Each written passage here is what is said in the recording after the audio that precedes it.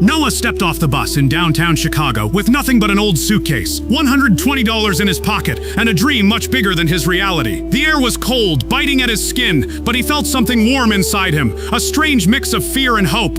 Back home, he grew up in a tiny village where people believed success was something that happened to others, never to them. But Noah refused to accept that. When he boarded a flight to America, he promised himself one thing: I will build a life my future children will be proud of. The first few days were harsh. He didn't know anyone. He didn't understand the system.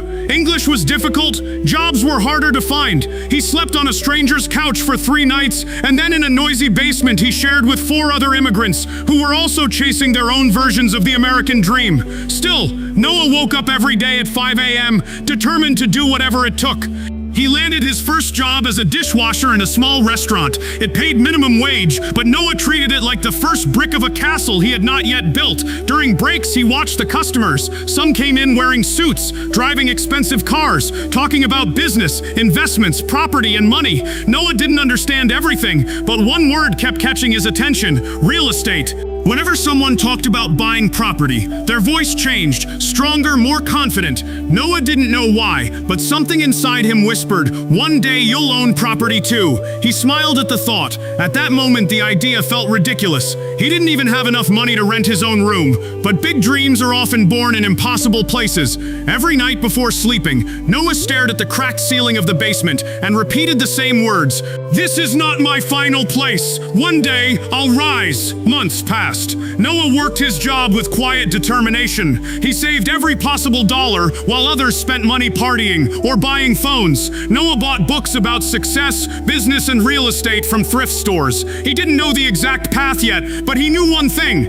He was preparing his mind before preparing his future. And deep inside, the fire kept burning. The fire that would soon turn a poor immigrant into a millionaire landlord.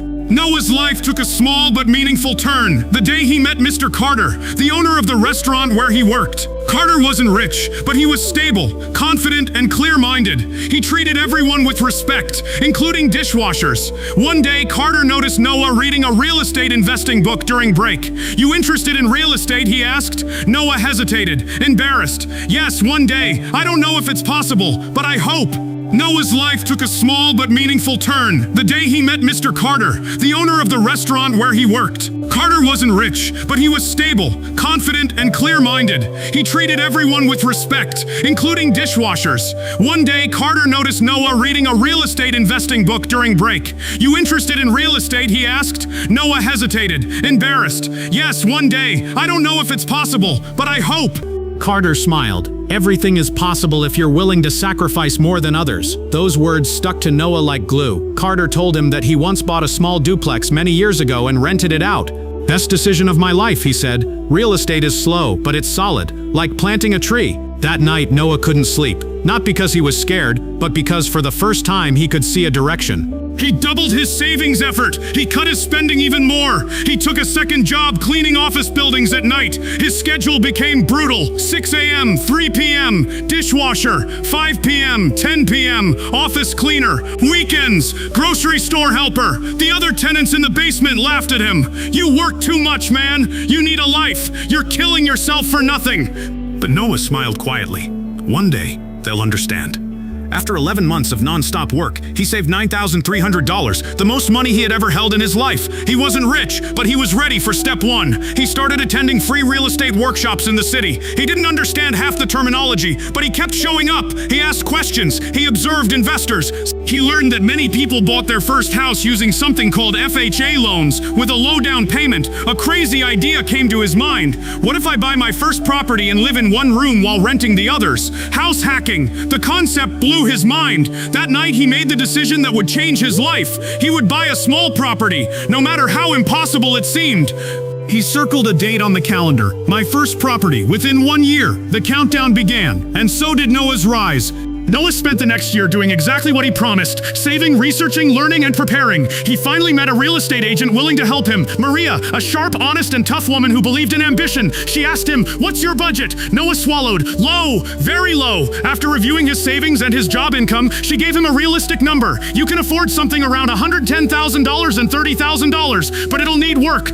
That didn't scare him. He'd been through worse. After months of searching, they found it. A small old duplex on the south side of the city. The paint was peeling, the roof needed work, and the floors creaked like haunted wood, but it was affordable. Price, $119,000. Noah's heart raced. He ran his hand across the wall of the property and whispered, "You're my beginning." He used an FHA loan with a small down payment and just enough savings left for repairs. When the loan was approved, Noah cried alone in the basement where he still lived. He pressed his receipt against his chest and said, "I did it! I finally did it!" The day he got the keys, he took a deep breath and whispered, "This is the first brick of my future empire." He moved into one of the rooms and immediately started renovating the other unit. He took second-hand tools, watched YouTube tutorials, and worked every spare hour. 3 weeks later, the upstairs unit was ready. He listed it for rent. In just 6 days, a tenant moved in. The rent covered 70% of his mortgage. For the first time in his life, Noah felt freedom. Not complete freedom, but a small taste, a new oxygen entering his lungs. He wasn't just a dishwasher anymore. He was a landlord.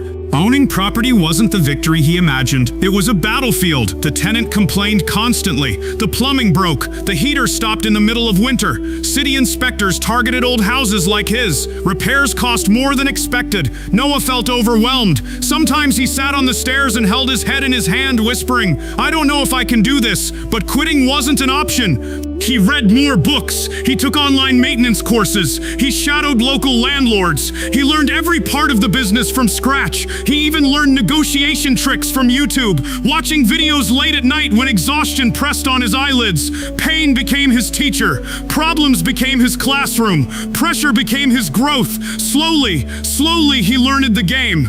But the house started generating small cash flow. Nothing crazy, but enough for encouragement. 2 years later, he refinanced the duplex. The value had increased significantly. He pulled out some equity, carefully, not recklessly, and used it to buy his second property, then a third, and a fourth. Each one came with new struggles, new repairs, new tenants, new sleepless nights. But with each challenge, Noah's confidence grew. He started walking differently, talking differently, thinking differently. He was no longer afraid of problems. He had become a builder of solutions. By his 5th year in America, Noah owned 6 rental properties. People who once laughed at him now asked for advice. Former coworkers who mocked him were still stuck in the same jobs. Noah didn't judge them. He just kept moving forward. One day, a major opportunity hit him like lightning. A retiring landlord wanted to sell an entire building, a 12-unit apartment structure. The price was way beyond what Noah could afford, but instead of walking away, he remembered Carter's words, "Everything is possible if you're willing to sacrifice more than others." So Noah got creative. He partnered with 2 other investors he met at workshops. He contributed management labor instead of large capital. They pooled their resources. They negotiated a great deal. And they bought the building. That was the turning point. Noah now went from a small landlord to a full-scale real estate investor. His monthly rental cash flow skyrocketed. His confidence multiplied. His skills refined. He started hiring maintenance workers, managing tenants professionally, and creating systems. He no longer worked in the restaurant. He no longer cleaned offices. He was now building something real, something big, something permanent. 7 years after arriving in America with $120, Noah's net worth officially crossed $1.2 million. He stared at the digital number on his financial report for a long time. Tears rolled down his cheeks. He wasn't crying because he was rich. He was crying because he remembered the basement. He remembered the doubt. He remembered the long hours, the broken English, the cold nights, the cruel comments, the failures, the repairs gone wrong, the fear of losing everything. But above all, he remembered the promise he made to himself on day one. "I will build a life my future children will be proud of." Noah kept that promise. The news spread in his community. People called him the immigrant landlord, with admiration and respect. Noah didn't show off. He didn't buy luxury cars. He didn't spend recklessly. Instead, he bought more properties. He taught other immigrants how to invest. He helped friends start saving plans. He spoke at events, sharing 3 powerful lessons. Your background does not define your future. Skills turn into money. Money turns into freedom. The grind is temporary. The reward is permanent. He became not just a landlord, but a mentor, a leader, and a symbol of hope for thousands. Now, någonting återstånden. Sa när jag silenced the cannon on I freston.